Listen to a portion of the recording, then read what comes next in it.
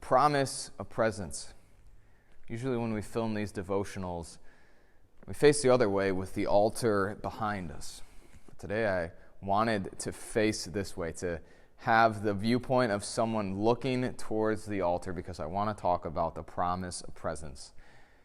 We're in the middle of the sermon series here in Hebrews, and so I find myself thinking more and more and more about what it means to actually be able to come to the throne of God, to have that ability, but not just that, to also have the promise that He'll be there when you go there.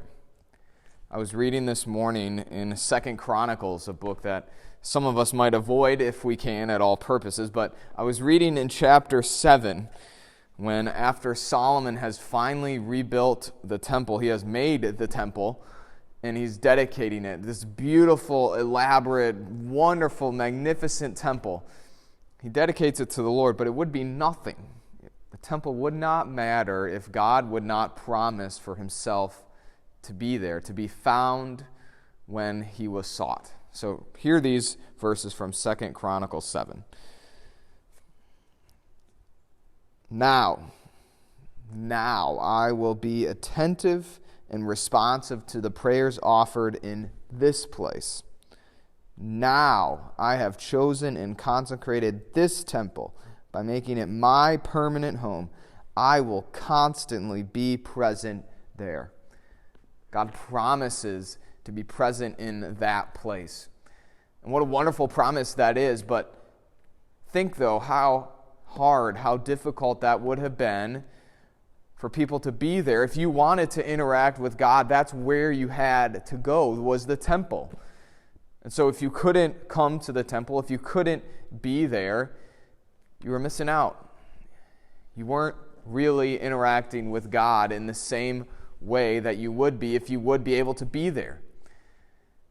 But oh, how sweet, how good it is to know that because of Jesus, we have entered into the throne room. We can come before the throne of grace whenever, wherever we want, because Jesus has promised to us that He will always be there.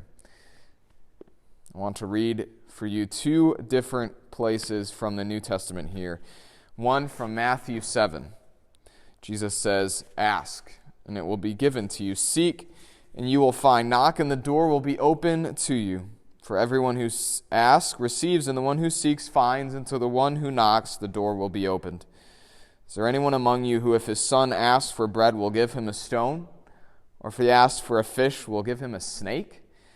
If then, although you who are evil know how to give good gifts to your children, how much more will your Father in heaven give good gifts to those who ask Him?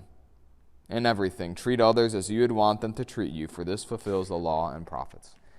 Jesus promises that whenever you and whenever I ask, He will be there. Whenever we seek, we will find Him. Hear these words then from Hebrews chapter 4. "Therefore, since we have such a great high priest who has passed through the heavens, Jesus, the Son of God, let us hold fast to our confession. For we do not have a high priest who is incapable of sympathizing or empathizing with our weaknesses, but one who has been tempted in every way, just as we are, yet without sin." Listen to these words. "Therefore, let us confidently approach the throne of grace to receive mercy and find grace whenever we need help." Jesus has entered the throne room for us. He has gone before us on our behalf. And so now we do not have to come to a place. Well, we know for certain that God will show up in this place. You can go to Him where you are right now, whether that be at work, at home, in the car, or on your bed. Jesus is there to be found, waiting to hear, waiting to listen, waiting to love and to forgive you. That's the power, and that's the promise of presence that you have because of Jesus. Go in peace this day.